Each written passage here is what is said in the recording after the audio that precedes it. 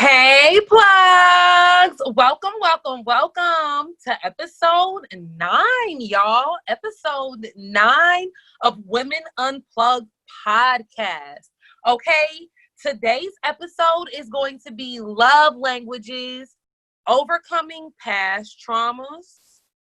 So today, we have a very special segment from Penny from Your Thoughts. So please stay tuned, y'all, because this is not going to be an episode that you want to miss. Please make sure to follow us on Instagram, Twitter, and Facebook at WomenUnplugged_ and subscribe and like us and comment on YouTube at Women Unplugged Podcast. I'm your girl, Bougie Candy. I'm Penny, penning for your thoughts, Annie Oakley with the pen. And it's your girl, Lavina J. I got the news, the tea, whatever you need. Lavina, what's the news? Okay, so a couple of things, ladies, to get through today. The first one being, there is a story that I'm not sure if you have or have not heard, but there is a woman named Vanessa Guillen who has been missing. She's an Hispanic woman who is in the military.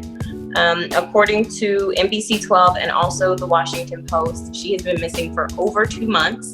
It is recently that some of her remains were potentially found, according to her family members, but she went missing after complaining and going up the ranks and following protocol that she was sexually assaulted by her sergeant. This is not the first case of sexual assault or any sort of abuse in the military system. My mom actually is a SARC in the military, and she deals with a lot of sexual assault cases. And with this being the conversation, first of all, I just want to say our hearts, our prayers go out to her family. It cannot be easy at all. I cannot imagine having my child go missing just without a trace. So our thoughts and prayers are with you. In addition to that, this is also not the first time that we have heard of a woman making a complaint in her workplace about some sort of abuse, sexual assault, or sexual harassment, and then it being ignored because, according to the Washington Post, there was nothing done. She made the complaint, and there was no actions taken or any ramifications for this sergeant. So, of course, you ladies know I gotta ask, Penny, what do you think are some solutions or routes for us to take when addressing these types of issues where a victim is coming forward, especially, in a workplace, and not receiving the justice that is due to her? So I would say with this particular situation, the news should have broke as soon as we knew that she disappeared. We all know, especially if you're in corporate America, there is protocol, like you said, Lavina. You do need to have some type of paper trail, but none of this makes sense to me. They say that there was no formal complaint. That doesn't always mean a formal complaint wasn't made, especially if this young lady was following protocol. So I would say breaking the news, doing your job. Do not assist in helping cover up or protect someone, because that's what media is, not only breaking the news, but being the first to do so. When I reading her story and finding out about it now and hearing that it happened in April made my stomach turn. You know what I'm saying? What's happening now that we won't hear until August or September, or for that matter, a decade from now, like we did with Lavina Johnson, rest in peace, Queen. This is unacceptable. And since we're on the subject, let's get into it. If Vanessa was a Vanessa Smith, this country would be shut down, let alone Fort Hood, in which the family said they failed to shut down after getting knowledge of her disappearance. At this point, I would almost respect it more if you said, she's not white, we don't care. Instead of bullshitting the family and giving them false hope, false information even. Their attorney said that there were discrepancies in the statements from the Army investigator. we're not talking about a random organization. We're talking about the military. So that's where I am with that. Breaking the news, doing your job, following protocol, yes, but making sure that the higher ups who are doing the filing and doing the data entries, making sure that they're doing their jobs. And lastly, stop playing with people's kids, because the universe is a camera that doesn't blink and God doesn't sleep. And that's all I have to say on that.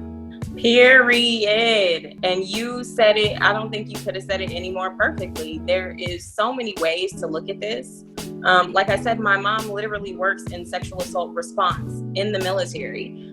So there is someone who's there for things like this, who are supposed to be available to help when there is a situation of hierarchy. In this case, you know, she's a soldier and she has a sergeant, and obviously the sergeant is over her. So there's that point. There's also point to what you said. If she was a white woman, it would be like all hands on deck. When I see something like this, I'm like, man, the lack of care and the lack of understanding that happens when you are dealing, unfortunately, with women of color. It is disgusting. The fact that it has to go to these lengths and these heights to even be remotely heard.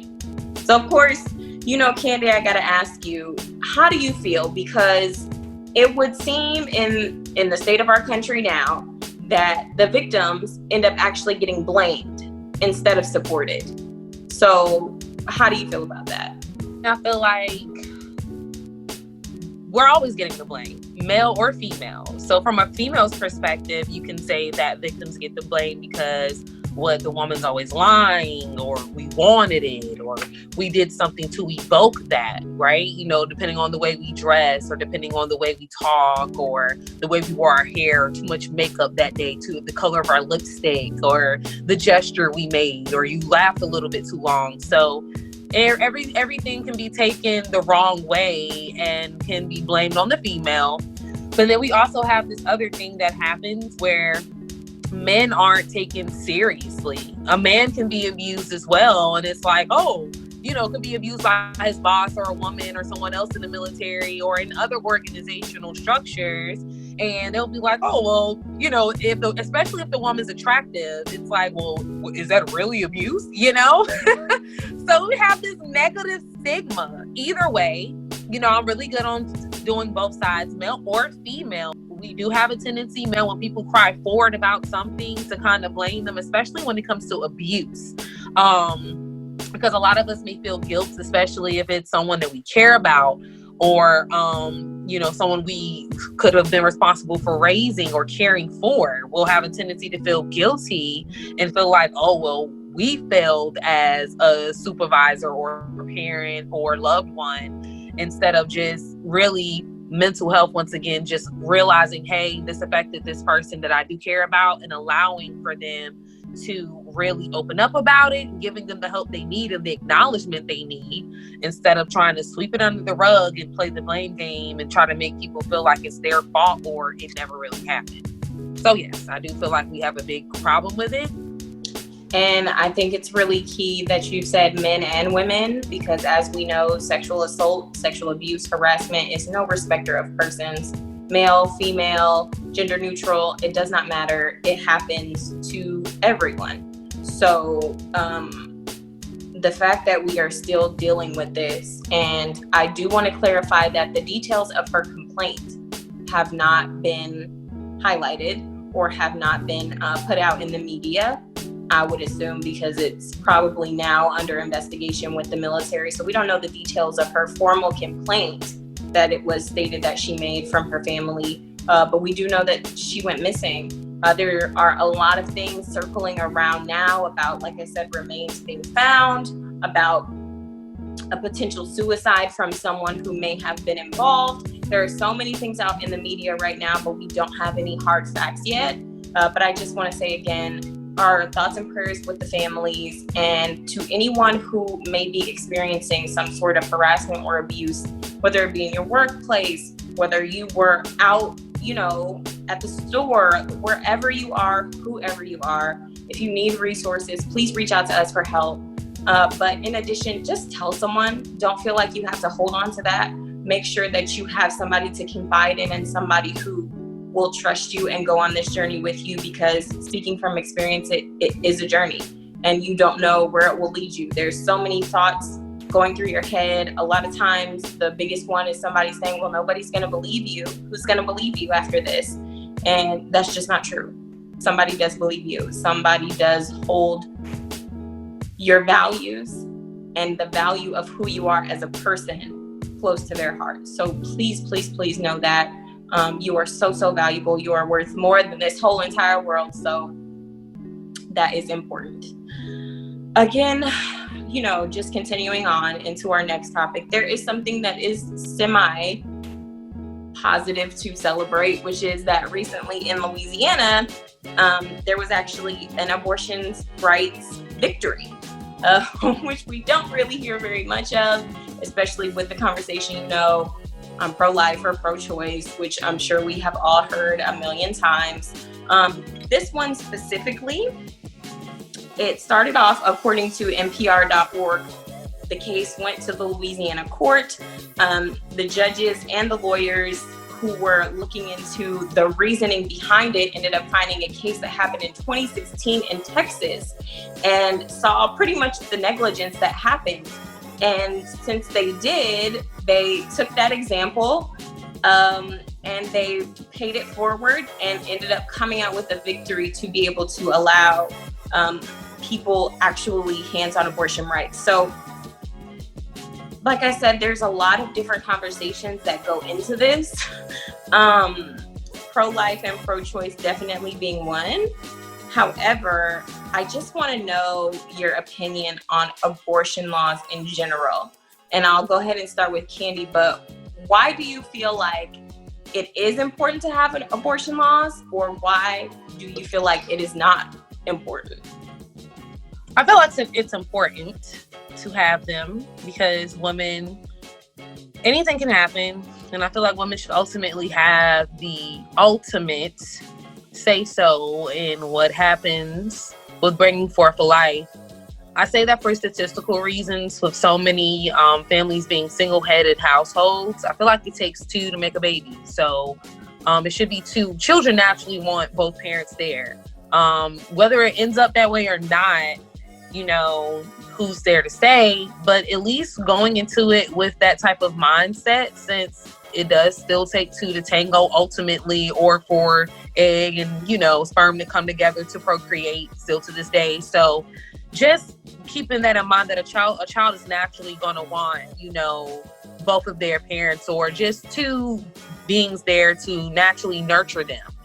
And also understanding that a lot of times with all the different abuses that's going on and harassment, a woman should just be given the choice of whether or not that's what she really wants to do, because you have to be willing to take that on by yourself nowadays. The statistic is definitely showing, like I said, single parent households still being the majority, especially in our community. So until that changes, just being more mindful that you may have to do it alone, and are you really ready for that?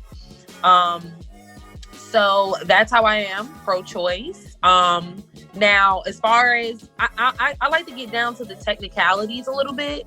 So I am more so just saying, if it doesn't have a heartbeat, or if the embryo doesn't have a heartbeat, I'm one of those type of people, then I say, go for it. But once a heartbeat is in place, I guess it does, everyone's different. But for most of the time, it's saying anywhere between 5 to 7.5 weeks that official heartbeat can be detected. And I do realize that a lot of times we don't know until we've missed, a cycle, which is already most of the time 4 weeks in. So that's giving you a very short time frame to really make that decision. If you didn't know, or something tragic or anything did happen where you just didn't know, or you weren't planning to become pregnant. So it's still just something that I feel like should be pro-choice, but just limited. You don't want to have people who are taking advantage of, just going to get abortions. I mean, a lot of people have had a lot of, some people have had a lot. So I guess it just kind of depends. I don't know. Like, it's just, I'm just saying I'm pro-choice. I agree. I'm definitely pro-choice myself. I am completely against a table of old men, most of the time white men, making decisions about my body and the bodies of other women. And notice how it's usually only with women. There is no, and correct me if I'm wrong, there's no birth control for a man. A woman can only get pregnant once a year. Men can impregnate dozens within a year. So I feel like that's another conversation that needs to be had. But I am glad that this was dismissed. This was thrown out by the Supreme Court. I am pro-choice. I don't like the caveman mindset of you're a woman, you're the ones that have the babies. If you get pregnant, you're keeping it. I just think that's so whack. You don't know if there are ailments that runs in this woman's family, if she has any conditions herself personally, if it's a high-risk pregnancy in which she may not even survive the birth. There's so many things that go into bearing a child, as much of a blessing as it is. I myself am not a mom at this stage in my life, but I know what goes into it. I know the risks that go into it, and it's not just backaches and possible morning sickness. There's many things that go into having kids and conditions that you can have forever for giving birth, as beautiful of a process as it is. So I agree with you, Candy. I am super pro-choice. And you too, Lavina. Pro-choice all day.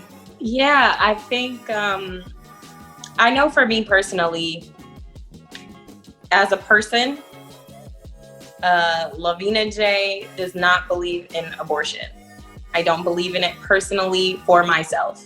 It is just not something that I would be able to go through because I already have 2 children, but it is a miracle to have a child in the first place.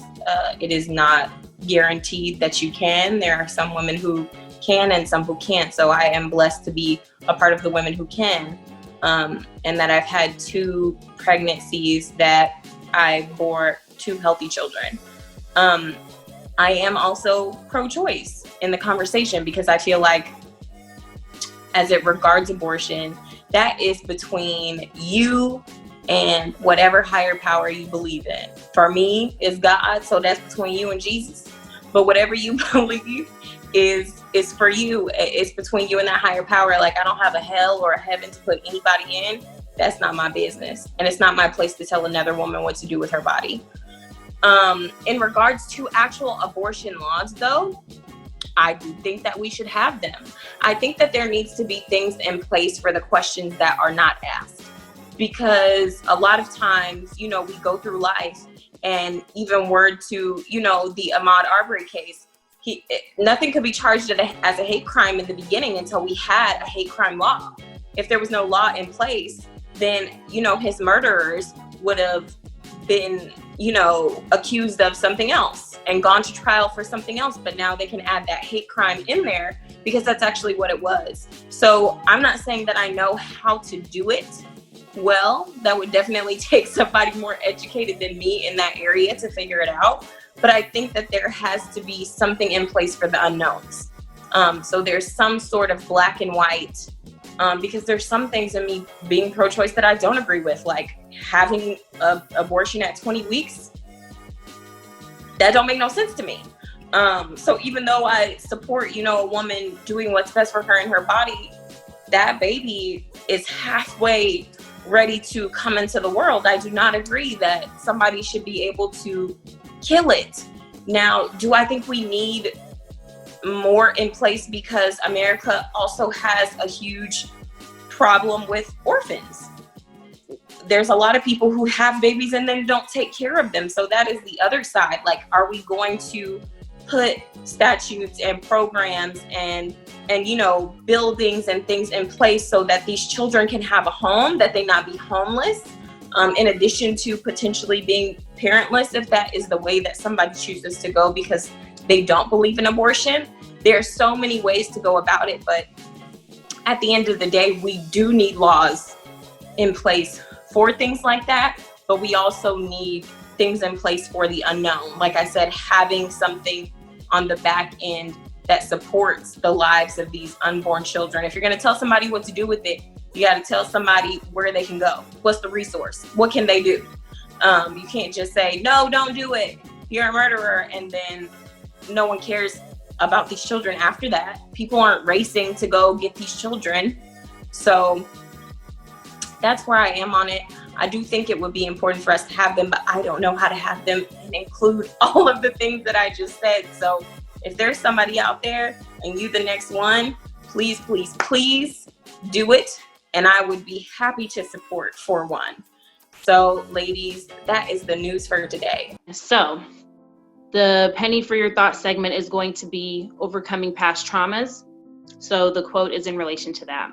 And I got this quote from Dr. Joy Harden Bradford. I recently watched one of her lives, and she said a beautiful statement that I feel like a lot of us know, but it's always nice to hear. She said, "I encourage you to be patient with yourself, to be gentle with yourself, and to give yourself the amount of time that you need to work through everything. There's no need to rush because it will take as long as it takes." And I feel like a lot of us know that, but it's always nice to hear. It's a journey, not a destination, with many things. And my topic for today is no exemption. I'm going to start with some stats. The first one is from therecoveryvillage.com. 70% of adults have experienced at least one traumatic event in their lifetime. 20% of people who experience a traumatic event will develop PTSD. About 8 million people have PTSD each year. 1 in 13 people will develop PTSD at some point in their life. And according to the CDC, research shows more than 60% of adults as children have experienced at least one ACE, which is an adverse childhood experience. And almost a quarter of adults have experienced 3 or more ACEs, likely an underestimate of 5. So that brings me to my first question for you ladies. Not to put anyone on the spot and, hey, tell us about your trauma, but what has been your personal experience healing or learning to heal from your traumas? My personal experience with healing has been time. And not only time, becoming massively self-aware over time. Because I feel like that's something that comes with, I want to say age, but it's not really age because you can be old and immature. But I feel like it does come with time and maturity, whatever that is for you, and or experiences that have led you to a lifestyle of maturity that happens a lot. So with the traumas that I have experienced as I learned myself over time, and where life events happened, where, you know, maybe I had a birthday, I got older, having my first child, then having my second child, going back and thinking about the ways that, you know, I mean, I have told you guys that I'm a survivor of sexual assault, and for me in that specific experience, I blamed my mom. Also, with the abuse that I experienced, I blamed her. And for one, the person who sexually assaulted me,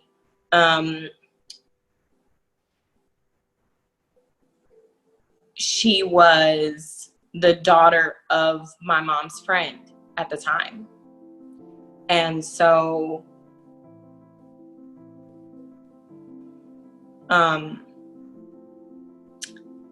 as a young child, you experience that, and then somebody's telling you, no one's going to believe you. It doesn't matter. Nobody cares. You really want this. Understanding how to not blame somebody for that over time. If anybody figures it out, please tell me. But I think as I got older and delving more into the topic and hearing stories from other survivors, and then even hearing my own mother's survival story, I then began to understand, which is something Penny says all the time, if I play devil's advocate and I think about what that person, what they must have been going through to do something like that, I would have a less harsh thing to say to them. I would actually have a little bit more understanding, not that it made it okay, but that they are a person too, dealing with their own issues and their own traumas, even to, you know, what is going on in our nation right now. You know, we have COVID-19, which is on the rise, but we also have we also have an issue with systematic racism and murders of people who are just filled with so much hate that is the only way that they get to express themselves. And for me, it took a lot of time. And like I said, events happening in my life for me to be able to relate back and forth. But it took a lot of tears. And me being okay with crying myself to sleep. And me being okay with living with it for years and never telling anybody. And it's hard. It's really, really a hard thing. So for anybody out there who you've experienced this, for one, I'm sorry. But for two, it will not feel like that forever. I promise you it won't. And give yourself time to allow yourself to grow so that you can forgive yourself. Because in my experience, I had to forgive myself. Like, why would I allow that to happen to myself? Why was that okay? Why didn't I get up? Why didn't I scream? Why didn't I say something? And I don't have an answer. But I've given myself time to walk through it and to learn those lessons, and hopefully to be the voice for somebody else to say, if you do experience that or have, and you haven't said anything, to please confide in somebody and know that you're not alone in it. And nobody should and nobody can judge you for your experience and what you decide to do with it. So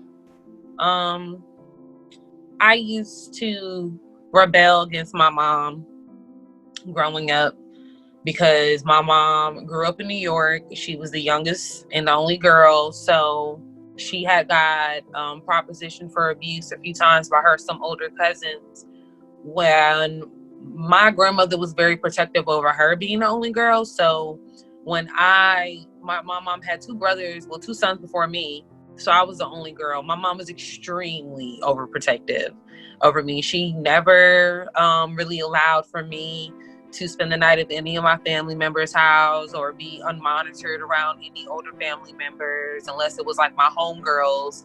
But they were usually at my house. I didn't really start venturing out until I was in like middle school or high school. And then by then, I was starting to rebel. So a lot of my trauma comes from just a dispatched or just a patched or botched, should I say, relationship that I formulated between me and my mother, simply because I was just being so dang on rebellious. I got kicked out of 3 high schools, 2 in Virginia, 1 here.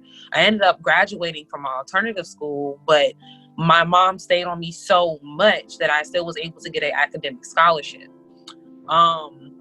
So academically, that wasn't the problem. It was my behavior. And a lot of it, I ended up learning later, had to do with her just not having my dad around as much. My dad always worked out of state. So with us living in Georgia or Virginia and him still working in New York, he visited as much as possible.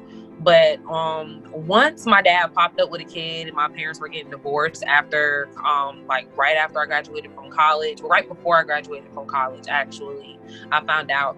Me and my mom didn't find out about my sister until she was 3. And it was just a lot. So the trauma that I've experienced has mainly been from relationships. And of course, there's still somewhat of a bridge between me and my mom, but I do feel like I'm reconciling the relationship because she lives with me now. So I feel like I'm doing things for her that I know she needs to have, and I'm supporting her in ways that she supported me. So it makes me feel like even though I can't take back what happened back then, and our relationship will probably never be picture perfect, it does solidify me to know that, and ground me to know that I am doing something to kind of make up for everything that I was doing to hurt her in the past, just being really rebellious, really rude, really disrespectful, just giving her a hard time when running away, just doing crazy stuff, when in reality, maybe I was taking it out on my mom, because my dad was more so the disciplinary factor. My mom wasn't. So me knowing that she wouldn't really do much, talk to me about it, kind of allowed me to kind of take it more so advantage, not realizing that my mom never wanted me to get used to the abuse. She never wanted me to get used to anyone hitting me.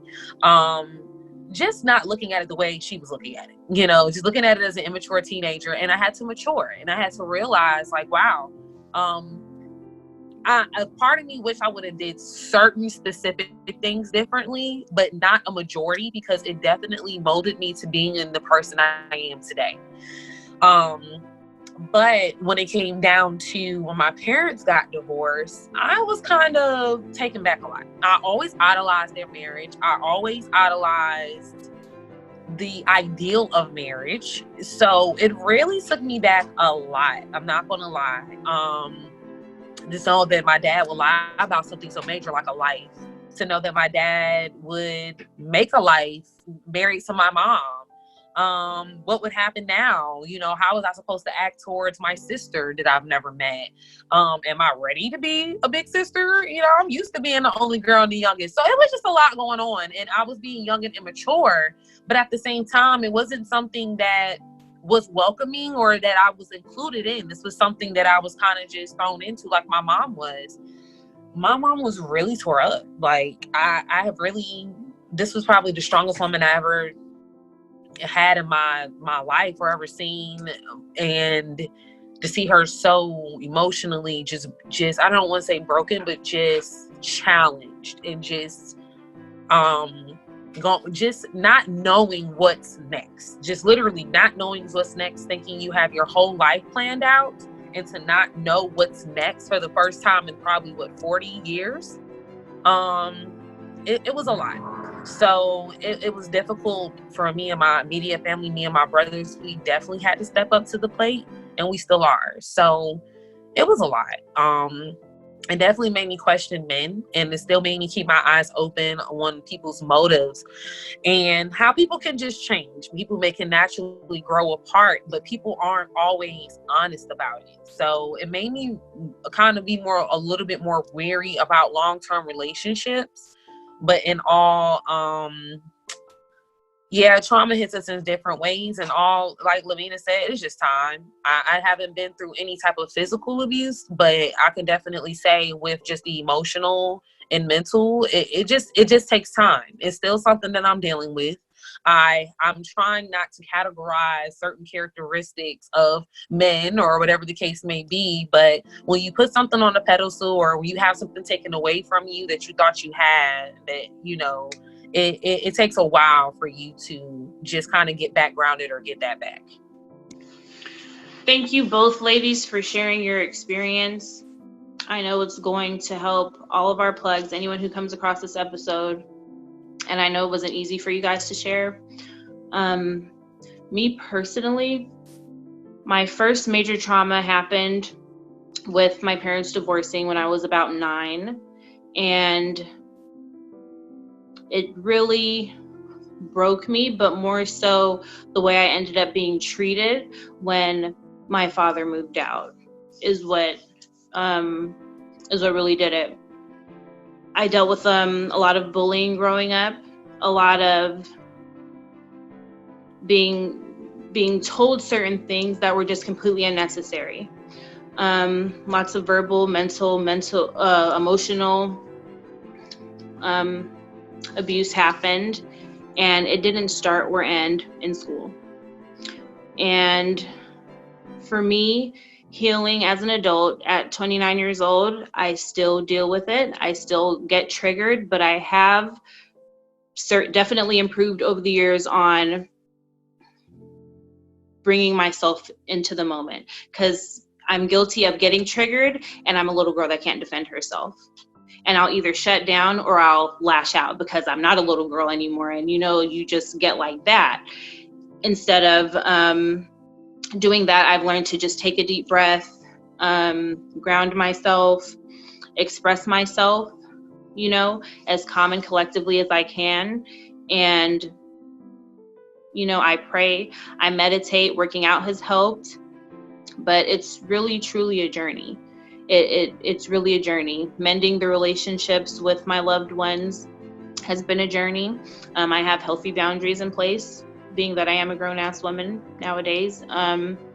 And for those of us out there, especially people of color, especially Black people, I'm also the child of an immigrant. My mom is Jamaican. So there's certain stigmas where it's like, at the end of the day, no matter what happens, that's your family, that's still your family. And I've shared with my family, if anything disrupts my mental health, I'm pulling myself out of the situation, period. So I think that that's something we should all practice. At the end of the day, mastering the relationship with yourself, because it's difficult dealing with trauma. You think being a victim, you think, weakness, but you are not what happened to you. And I used to deal with a little bit of self-loathing, if you will, because it's like, I looked at it as a stain, because it's not something you can cure. It's something that it will always be with you. You forgive, but you don't forget, right? So it became a thing where I had to come at peace with it. And from there, learning to heal myself and allowing it to be a part of my story and using it to your advantage, using it to your strength. You are not weak. Who attempted to hurt you is weak. Who said and did these things to you is weak. And like Lavina said, hurt people. So who's to sit playing devil's advocate? Who's to say what they were going through in their perspective and just saying or doing things in passing, or whether or not it was intentional? So I just feel that we're all a work in progress. And like my penny for your thought from Dr. Joy, it's going to take as long as it's going to take. It might take the rest of your life to just continue to practice, like meditation or just creating a new habit. It's all a practice. But it is something that you can live with. It is something you can move past. And you are stronger than you think. God reminds me that almost every day. What was sent, you're still in one piece. What was sent to hurt you didn't. You're not broken. It didn't kill you. You're still here, and you're here for a reason.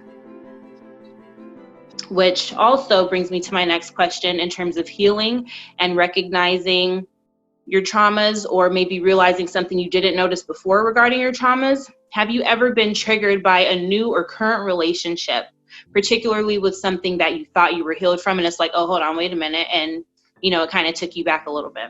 I know I have. I was dating a guy with some money at the beginning of the year, and everything was checked off the list at first. I think I told y'all about him, but he ended up being like too controlling.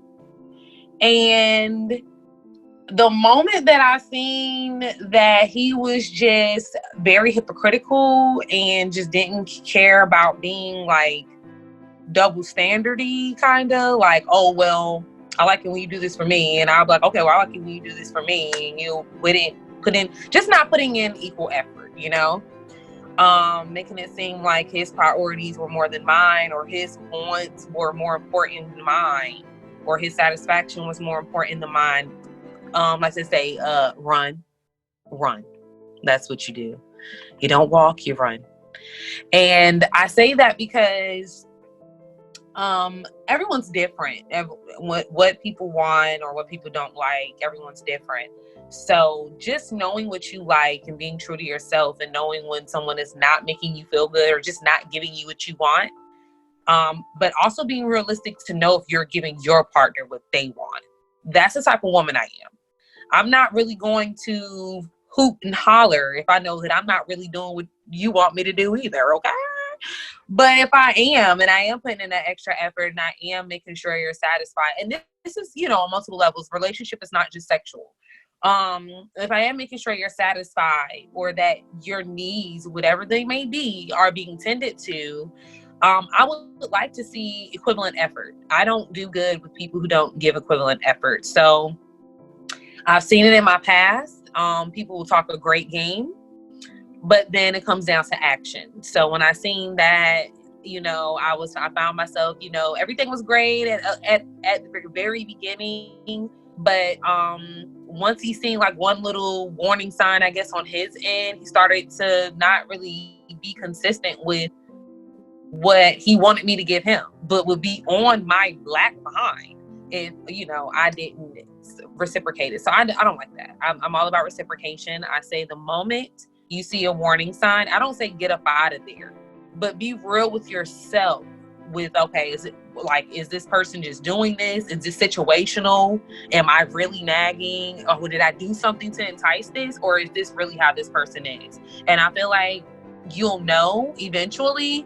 So now I'm not going to say the first warning sign. I'm going to say after the first few warning signs, you kind of know. And just be realistic with yourself. If that's something that you can handle, if it makes you feel disrespected, if it makes you feel comfortable, maybe you can handle it. But just be real. And don't try to make the warning signs go away, because they're not. I think as it regards the triggers coming up into previous or current relationships, I think after any sort of trauma, you have to have a self-awareness of your triggers. And sometimes that takes time too, because every trigger is not the same. And sometimes you don't even realize that something's triggered you until you take notice of your own response. Like, ooh, that is not in character for me. Why did I do that? What's happening? Or maybe it's a feeling in your body like, oh, why am I tensing up like this? Why do I feel like this? And I know for a while in relationships prior to my husband, because I had been through so much literal physical abuse and sexual abuse, that any sudden movements, especially in a heated sort of discussion, would trigger different responses out of me. So sometimes somebody moving really suddenly and yelling would make me scared. I'd be like, oh my God, you're gonna hit me. Or somebody, grabbing my shoulders like, what are you talking about? Would make me angry and respond violently. Like, yo, I don't do that. Whatever this is, I don't do that. But those things triggered me, and it took for somebody like my husband to understand, to know the story, and then be able to relate. So when we have heated discussions, he's aware. Even when he gets upset and he's not the happiest with me, even if he smacks the table, he'll be like, babe, I'm sorry.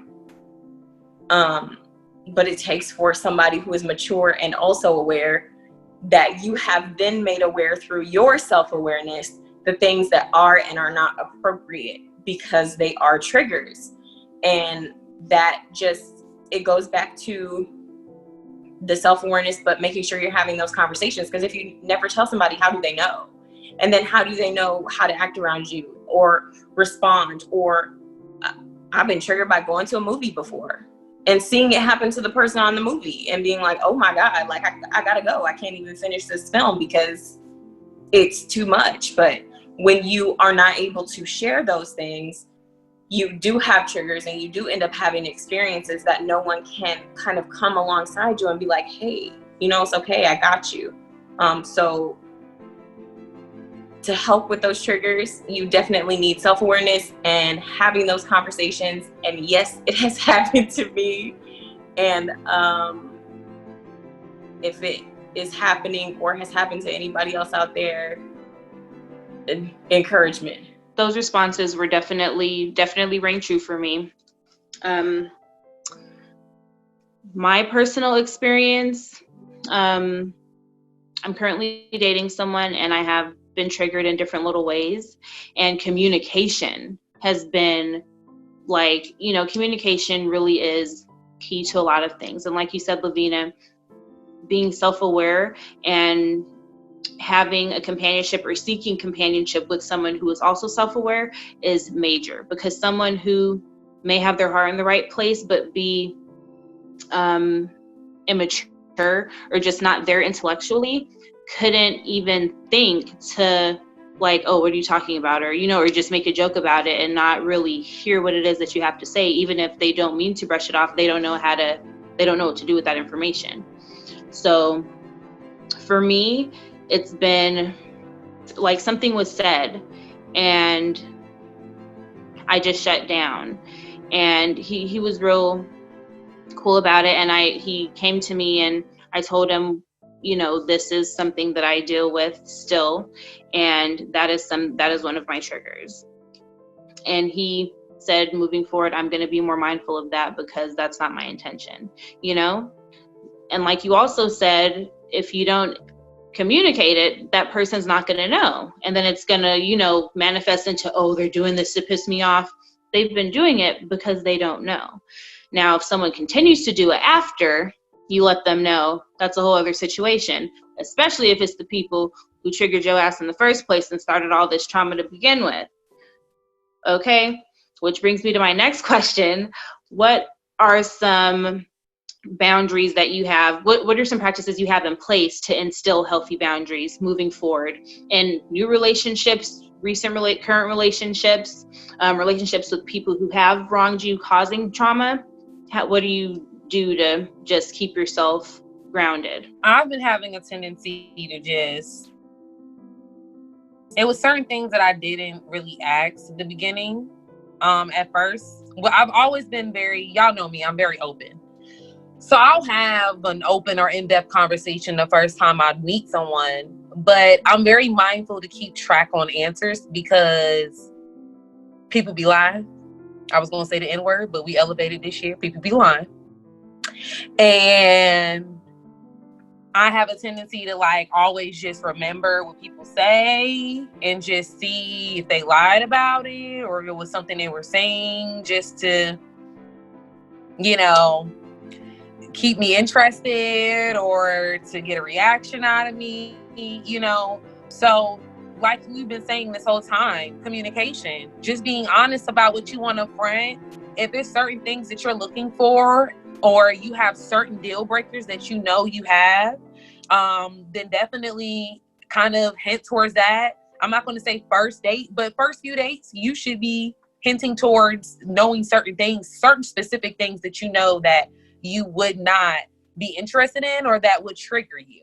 I feel like that will make it a little bit more easier to get an organic reaction if once it actually happens, because you've already kind of talked about it, you know, instead of waiting for it to happen or just you know, when it happening, kind of guessing like, well, I didn't know if this person knew, so I'm gonna give them another. Because in my situation, my last situation that I was just referring to, it was exactly like you said, Penny. Like I tell you what's up. Y'all know I'm very good at elaborating and expressing myself. I'm letting you know what I like and what I don't like, and you continuously do it. So just kind of already set in the forefront. When you kind of, it's not to put everything on the page the first date, but when you kind of, like I said, be self-aware, like Lavina was saying. If you're not self-aware, none of this is going to matter because you're not really going to know your deal breakers to be able to express that to someone else. So first, let me back up, be self-aware. Then that comes with knowing what you like and don't like, to know your deal breakers. So when you do come with someone, when you come to that date or whatever the case may, when you do come with someone and you do come to the date, then you'll be able to, you know, kind of gear the conversation more so, or just know what type of information or what type of things you want to know about them up front. You know what's crazy is quarantine has actually helped me with this.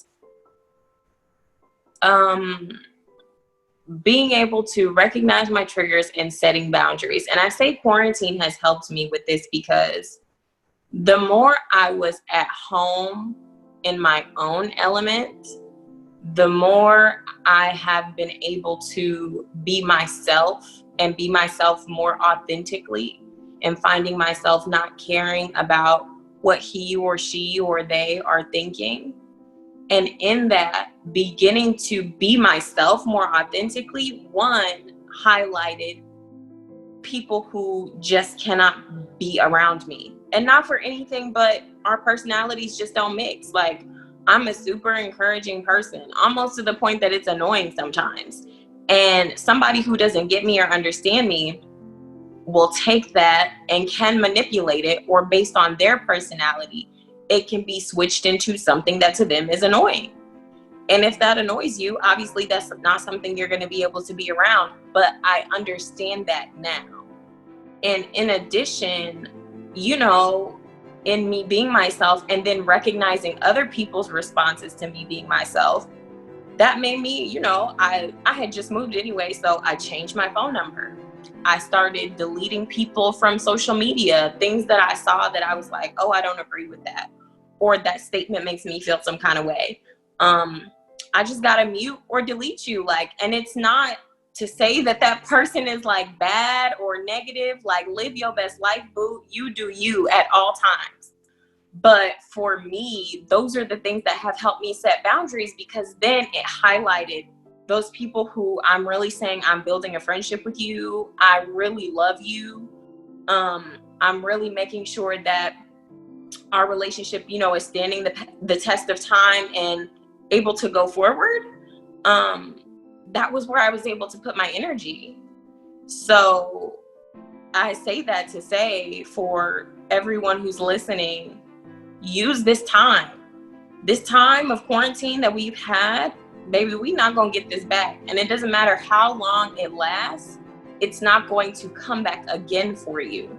To be able to see the ways that you can change, or to highlight the triggers that you have had, or maybe the things that you have been doing that trigger other people, to be able to ask the question. Because had I not asked the question, like, hey, I noticed that you was, you know, not kind of feeling this, like, what's going on? And that person be able to really tell me, like, yo, I just feel like you be doing the most. I was like, oh, cool. Like, okay, cool. And now we can leave it here, and we both know why. Nobody feels any kind of way about it, because I'm being myself and you're being yourself, and this just is not going to work. And that's okay. I think the thing about the boundaries and the triggers is being okay with the outcome. Because if you're not okay with the outcome, then you're going to feel like, oh, there's something wrong with me. Now I got to do something to fix it. That's not true. You just keep being you. You know what works for you, and they know what works for them. And let's keep on moving. Let's let it flow. So the main thing that I do is distance. So quarantine has been helpful, but I noticed that even with, you ever get off a phone call and feel like you have to catch your breath? Like, that's some of the things I've dealt with even in quarantine. So it's not even just the present, sometimes it's the energy in general. And now more than ever, we have so many things in our face reminding us how much control we don't have of what happens in life. You can control your circle. You can control who you choose to talk to, who you choose to have around you, have around your family, whomever it may be. Or if it's someone who is, you know, close to you or related to you, you control, you know, the notifications on your phone. Like you said, if you want to hit that mute button, hit that mute button. If you want to hit block, sometimes you got to hit block. You know, it's just about self-preservation when it comes to, especially when it comes to healing, you know, and that goes back to being self-aware and establishing the most important relationship you will have next to your relationship with the Most High, yourself. You know, your inner dialogue. You know, something that I also do is I'm mindful of my inner dialogue. Like if something happens, it's like, okay, I'll listen to a positive speech. I'll, you know, put on some music, just something that you know is going to make you feel good. You know what I'm saying? That's really what it's all about, is feeling good for as much as you can, for as long as you can, because you don't know when life is going to throw a curveball at you that you have absolutely no control over. So control what you can. And that is the penny for your thoughts window for today. Thank you so much, ladies, for opening up the way that you have. Thank you for listening to you, girl. And that's it. So we have a juicy topic.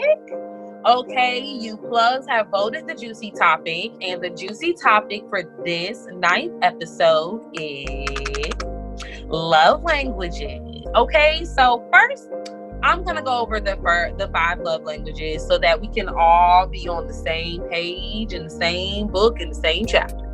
So the first one is going to be words of affirmation. Des would be singing, I love you, you're beautiful. Okay? The next one is going to be quality time. We all know that means, this person is taking the time out to make sure that you're a priority, not being distracted on the phone, spending quality time focusing on you and them, okay? The next one is going to be receiving gifts. And for all my gold diggers out there, y'all know what that is. That means he cutting the check. Okay, he got the bag open. So receiving the gifts. All right. Acts of service. Acts of service. This one I'm gonna have to read. So this one is like vacuuming. Oh my gosh, it's like going to the grocery store. It's just like how my little boo thing just vacuum out my car. You know what I'm saying? Stuff like that. And then the last one is physical touch. So that's a little bit more intimate, being caressed, having to get a kiss or a hug, cuddle time. So those are the 5 different types of love languages, ladies. So for me, I automatically assumed that mine was going to be quality time because no matter who I'm dating, I like to feel like a priority. Not the main priority necessarily, but I definitely like to feel like you are carving out time to spend with me because I like to carve out time to spend with whoever I'm dating as well. And so I thought that mine was going to be quality time, but then when I took the quiz, it ended up being physical touch. I guess I'm a little freaky. I don't know. But the first question goes to you, ladies. What is your love language? And how did you discover it? I want to know, Penny. Open the door. First of all, Candy, you and Trip. Oh my gosh. But so I thought my love language would be physical touch because I do love just displays of affection, and it doesn't have to be in public. It's just nice to know that it's a form of thinking about me while being with me. Just touch or even, how they have the memes about, I want someone to love me, how Jay-Z loved Beyonce's legs, because he's always reaching for the leg or the ankle when they're courtside somewhere. You know what I'm saying? So, but after taking the test, I realized that I like acts of service. Well, the test said that acts of service is my love language. And it kind of makes sense because I'm one of, if not the best gift giver in my family. And it's just natural for me to really pay attention to someone and just get something for them that truly means a lot. Not just something that's nice or expensive or anything like that. That and showing up for people, being there for people the way I would want them to be there for me. It's not always a gift or something that's tangible. It's the way you treat someone. For me, showing up for me means more to me than anything. So showing up for me, doing little things here or there just because you're thinking of me, I think that's beautiful. And I took the test through the 5 Love Languages website sent from Lavina. So shout out to you, girl. Because at first I was like, where am I going to take this test? I was about to watch YouTube and just, but yeah, that's how I found out. That's funny. I read the book a really, really, really, really, really long time ago. A really long time ago. And something that my husband and I, we decided that we were going to do just to better understand how to communicate with each other in the ways that we need to be communicated to. We decided that we were going to take this quiz every couple months because there was one night we were having a conversation and we were like, man, how can we get better at this? And we remembered the book. So we went online and we saw that there was a test.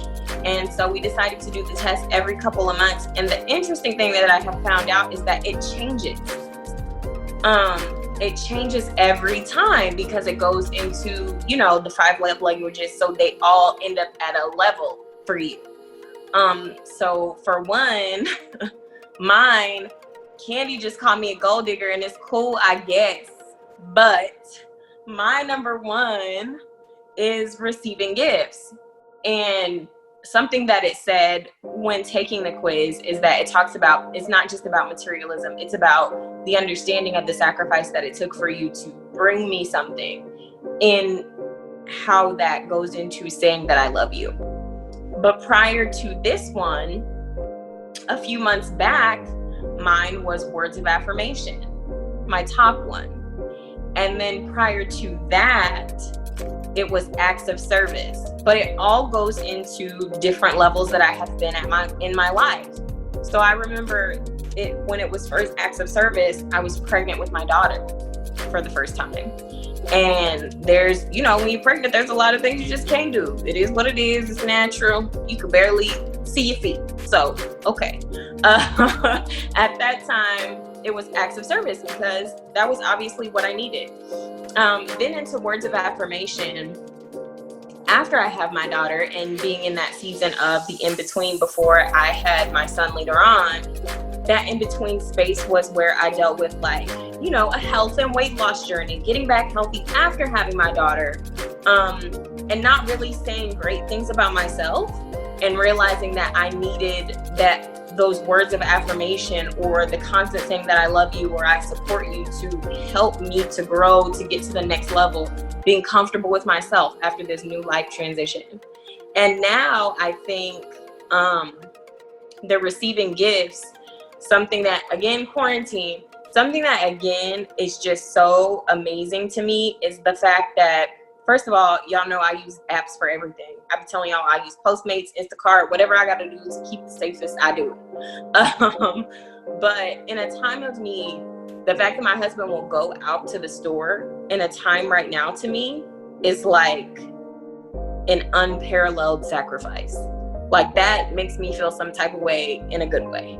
It makes me feel like, wow, you would put your life on the line right now to bring us back things that we, yes, need, but essentially they are still things to bring us back to things that we need. And that says you love us because he don't even like for me to go. And so I think that it's something that's really important. So if you haven't taken the quiz, make sure you guys go to the website, 5lovelanguages.com. And it has them, and it even has them for children. So my next goal is to do them for my kids because obviously they can't take it themselves, but I do believe specifically my son is physical touch. But they say that happens a lot with children and especially smaller children, but it's they have it if you're single, if you're in a couple, for your children. Like it doesn't, just because you're not in a relationship doesn't mean you can't take it. It is still relevant to all of your relationships, whether that be friendships or whether that be intimately. So that was how I found it. And I kind of figured that when I was taking it, that if I took it again, that it would eventually change, because one of the things about us being in a relationship or just growing as individuals, we change. So I think that's a great idea that you and your husband take it every few months because you guys have a working relationship and you guys are putting in the work to make sure that you guys are making it work. So that's great. The next question that I have for y'all is, why do you think your love language is important? So for me, just knowing physical touch is it rather than quality time is kind of being more self-aware. We've been talking about that this whole time.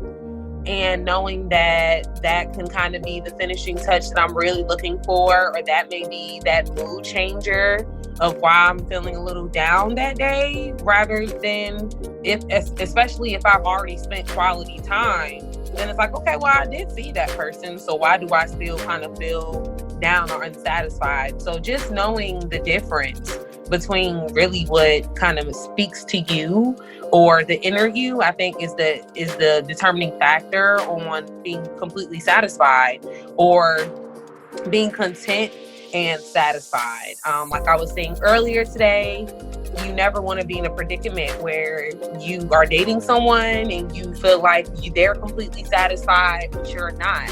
And especially if you can't express it because you don't really know what it is. So knowing your love language is very, very important, if you ask me, because you need to be able to communicate that not only to yourself, but to the person that you would potentially want to be with. So what do you think, Lavina? Why do you think that it's important? I think it's important to be able to communicate well, because everything that we do as people in general is relationship based. If you go to a job, you have a relationship with your job. You do work, they give you a check. If you have a friendship with someone, you are, you're being that shoulder to cry on, you're being the shoulder to laugh on, you're going out to do activities together and just enjoy each other's time. That's another type of relationship. If you're in an intimate relationship with your partner, that, there's intimacy. So everything that we do is relationship based. So since you have lots of different relationships, you have to have lots of different ways to communicate them. And then I think knowing what people know, like Penny just said, she was a bomb gift giver, but like if she doesn't get to know the people that she loves in a certain way, she wouldn't be the best gift giver. She's the best gift giver because she has attained the information from who all these people are. She knows their personalities, and she's like, oh, remember I heard you say that you really wanted these shoes in this color. So that's what I like. It's all based on the relationships that you have or that you want to have to be able to communicate with them well. And so people feel appreciated, because also what you find out is learning your love language is just the first part. Not using your love language to communicate with another person is another part, because that is something that I'm constantly learning. Like I said, mine is receiving gifts, but my husband, I believe this last one, he just took his first one, was physical touch as well. But imagine if I try and communicate with him with gifts, it doesn't work. It doesn't have the same effect. Or if I just keep saying, I love you, I love you, I love you, that doesn't have the same effect as if I walk up and give him a hug. That's what's going to make the difference. But if I don't take the time to find that out and let somebody else communicate that with me as well, it doesn't work out, because I'm telling you, I'm quick to get somebody something. I'm quick to buy something. I'm like, yo, I could just get you this. That'll make this whole process so much easier, right? Wrong. Somebody may just want to like do the activity with me or whatever it is. And that would be me using my love language on you. So it works both ways. Now that we know them and we can apply them for ourselves, and we're aware, we need other people to do them so they can communicate with us who they are, so that we're loving them properly. You would be loving somebody wrong the whole time you loving them wrong. That's rough. Yeah, absolutely. You ladies are speaking, because for me, knowing my love language became important because it showed me a part of myself that I never really realized. Because, I am a bomb gift giver. I do pay attention to others. So it let me know that there's a part of me that does want that to be reciprocated, that does want someone who pays attention to, the smallest details. That's what's most important.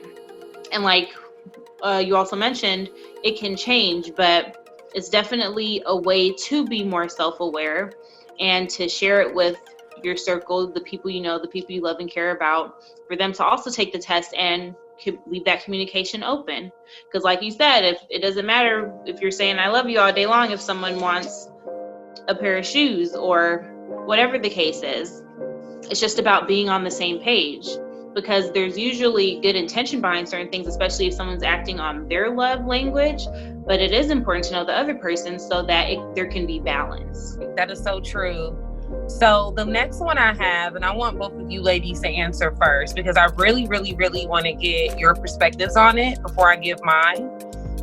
If you knew an ex or an ex's love language, do you think that you guys would still be together? Or do you think that you would still be with them? And I want you to think about a particular ex from your past first. Yep. Is it there? Is it there? Oh, wait. Is it? All right. Got him. Got him. Okay. And then I want you to speak on it. So go ahead, Penny, because Penny, you still laughing. So go ahead. So I have them all in my head. And the answer to that question is hell to the no. But it's no shade, because, in hindsight, looking back, it just goes back to being self-aware. Sometimes someone just isn't there in their life, intellectually, whatever the case. Sometimes it just doesn't work out. Sometimes you do take a test with each other and you still end up being like this. So it just goes back to intent, and it goes back to self-awareness. And if you are on a journey, your partner has to at least be open to being on a journey of their own. Someone I watch is Dana Chanel, and she mentioned, I hate to misquote, but she mentioned basically if you're in a companionship of marriage, whatever, it's not just about love. You're helping this person reach their calling. So something as simple as a love language test shouldn't even be a question. Because, you have some people where it's like male and female, where it's like, man, I'm taking no test. I know what I like. I know what you like. I love you. So it's just about being open to evolving yourself, being open to learning different things about yourself and your partner. But to answer your question, no. Kitty, you and these questions, I promise. Lord Jesus. To the question, if I knew the love languages of my ex, would we still be together? The answer, I think, is no. And I say no, not for any reason other than maturity. Because knowing the information and being able to apply the information are two different things. Because you can have the definition all day. You can have a Webster's dictionary on your lap. But if you don't know how to apply the things that you have learned to that relationship, it's still for naught. It doesn't do anything. And it's not growing anything. It's not healthy at all. So I would say no. Also because in those relationships, I was younger and I had a different mindset where, yeah, I probably would have taken the test anyway, just for the sake of saying that I took it. But would I have actively, like the way I do with my husband, try to make it work? And we have been through, let me tell you, we've been through a lot. But the want to that I have with him is different than with anybody I've ever had. But I have also matured to the level where I want to know, and I want to fix it, and I want to love him well and love him the right way. But without the maturity to want to do that, what you gonna do? What is gonna do? Just a bunch of people knowing. What? No. So I guess I'm a mixed answer. I would have to say yes and no. Yes, no, because of what you were just saying with being the maturity. I really wasn't in the headspace, and the majority of the guys that I was dating back then weren't really in the headspace. But more so recently, yeah, I feel like communication would made a different factor. But then again, probably no, because if you're not willing to put in the work, once we both know, we can know it all about each other. But if I'm not willing to cater to your needs and you're not willing to put in an equal effort to cater to mine, then, and I think that does go back to what you were just saying, where if your love language is receiving gifts and his love language is something different, I can't expect the same thing that gets you satisfied to get me. I need you to naturally need to put in the effort and not expect for whatever you think I'm okay with to work, or whatever works for you to work for me. I need you to listen actively and put in that actual effort actively, consistently, to show me that you want to have a reciprocated effort towards what you want. It wouldn't be what I want if it's what you think I want, right? So I guess the ultimate answer would probably be no as well, because the two particular people I'm thinking about, I just don't feel like they would have put in the effort. So, okay, y'all. So I really did like this little girls talk, all right. And I got to thank the plugs for voting in the love languages. I really do hope that everybody learned something here today. Of course, y'all learned a lot about us this episode. However, I hope that we all learned something about ourselves with taking the test, and that we are being active participants and making sure that we are communicating our love languages to our friends and family and partners out there. So just keep it real, keep it aware, and keep your love language open and about. Don't keep it to yourself. Make sure that you share. You guys, sharing is caring. Thank you to everyone who has plugged in, and to everyone who has been plugging in for 9 episodes. You guys, if you don't already know it, honey, go back and listen, because you guys have stuck with us and grown with us as we've learned more about who we are, as we've learned more about how to use our voices and use this platform well, as we've learned about, you know, so many different topics and been able to discuss them in a way that is uplifting and hopefully encouraging to every single one of you. So without a shadow of a doubt, we would not be Women Unplugged without you guys, and we thank you for that. If you take anything away from this, just make sure you take away learning yourself, loving yourself, and communicating that with everyone around you, and allowing them to communicate it back with you, because it works both ways, vice versa. Mm-hmm. So we love you guys.